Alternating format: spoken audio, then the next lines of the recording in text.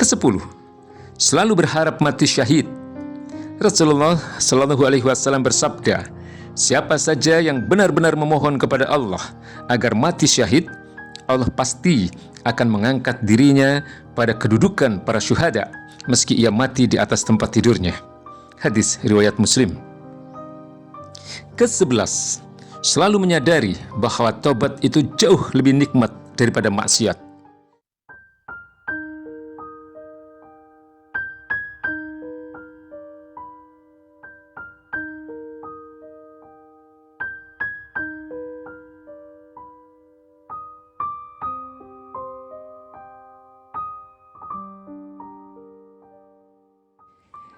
Berikut adalah 18 pesan berharga yang layak kita amalkan.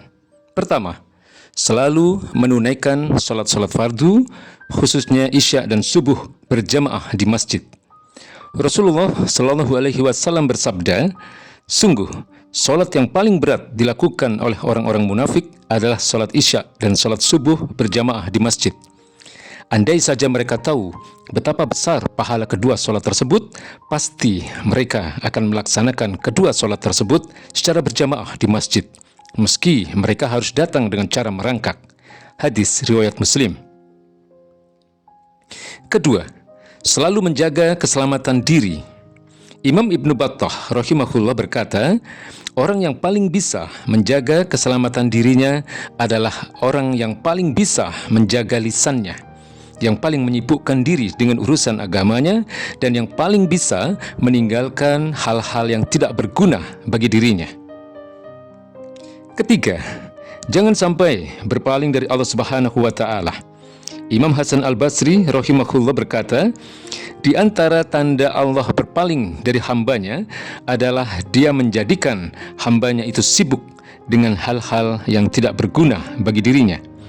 Selain itu, Imam Ibnu Qayyim rahimahullah, beliau berkata, di antara penyebab terbesar mengapa hati sering terasa sempit adalah berpaling dari Allah. Hati terlalu terpaut dengan sesuatu selain Allah, sering lalai dari mengingat Allah, dan terlalu mencintai sesuatu selain dirinya.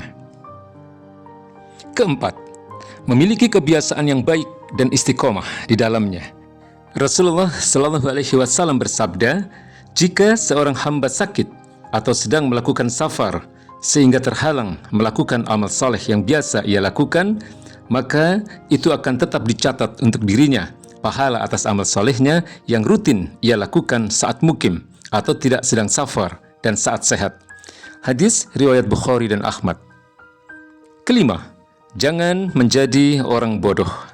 Ibnu Al-Jauzi rahimahullah berkata, sungguh iblis itu menguasai atau menyesatkan manusia sesuai dengan sedikitnya kadar ilmu agama seseorang. Setiap kali sedikit ilmu agama manusia, semakin besar peluang iblis menguasai atau menyesatkan manusia. Keenam, segeralah bersedekah sebelum pintu sedekah tertutup.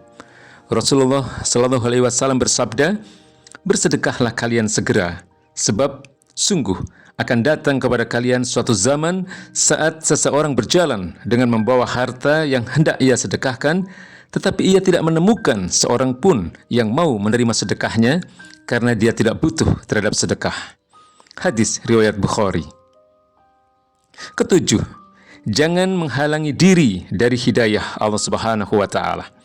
Sahal bin Abdullah rahimahullah berkata, cahaya hidayah Allah akan terhalang masuk ke dalam hati yang di dalamnya ada sesuatu yang Allah benci, yakni penyakit hati seperti syirik, ujub, riya, takabur, iri, dengki, dan lain-lain. Kedelapan, berusaha memiliki anak dan istri yang saleh dan solehah.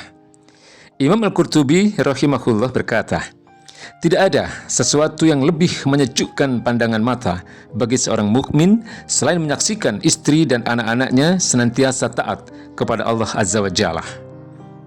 Kesembilan, mencintai ilmu dan para ulama.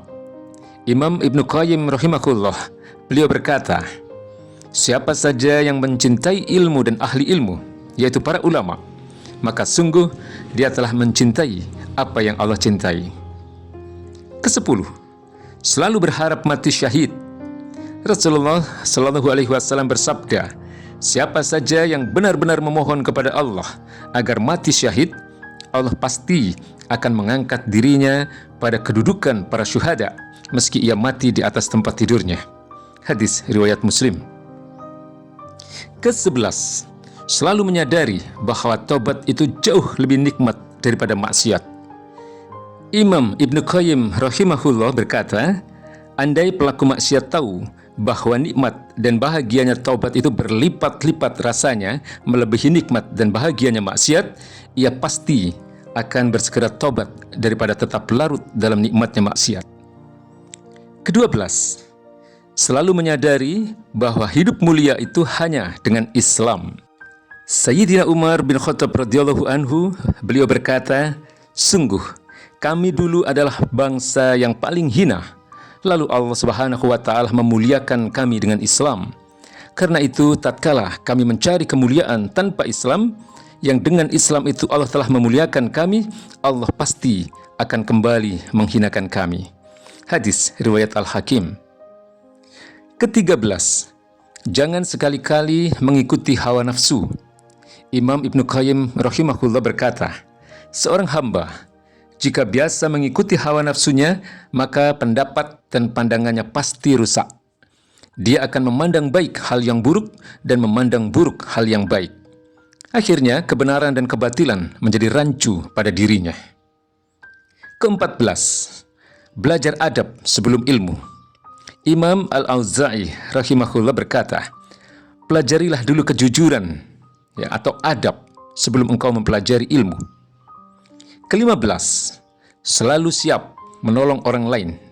Rasulullah Shallallahu Alaihi Wasallam bersabda, siapa saja yang membantu seorang mukmin untuk melepaskan kesulitannya di dunia, pasti Allah Subhanahu wa Ta'ala akan menghilangkan kesulitan dari dirinya kelak pada hari kiamat. Hadis riwayat Muslim. Ke-16, senantiasa memiliki sifat al-khawf wal muraqabah. Imam Ibnu Hajar rahimahullah berkata, seorang mukmin itu biasa memiliki rasa takut kepada Allah dan senantiasa merasa diawasi oleh Allah Subhanahu wa Ta'ala. Ke-17, banyak bertasbih. Ibnu Mas'ud radhiyallahu anhu, beliau berkata, tidaklah seorang nabi pun di antara para nabi yang ada yang ditimpa kesedihan atau kesengsaraan kecuali ia meminta pertolongan kepada Allah Subhanahu wa Ta'ala dengan banyak mengucapkan tasbih. Ke-18, banyak bertobat setiap hari. Rasulullah Shallallahu Alaihi Wasallam bersabda, demi Allah, sungguh aku ini biasa beristighfar, memohon ampun kepada Allah Subhanahu wa Ta'ala dan bertobat kepada Allah Subhanahu wa Ta'ala dalam sehari lebih dari 70 kali. Hadis riwayat Bukhari. Semoga kita semua bisa mengamalkan semua nasihat di atas. Amin ya rabbal alamin.